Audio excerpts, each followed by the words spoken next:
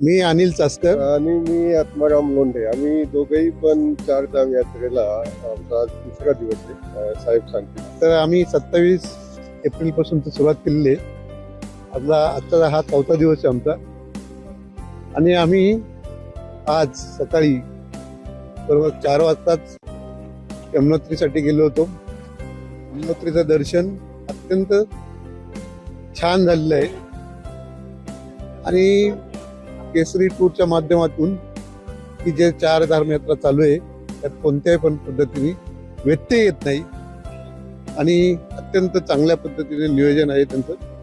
तरी कोणी येऊ असेल यात्रेसाठी येऊ इच्छित असेल त्यांनी कोणते पॅनिक न होता यात्रा चालू करण्यास हरकत नाही. आणि सध्या वातावरण पण छान आहे. कुठलीही अडचण नाही आली आम्हाला 4 दिवसामध्ये.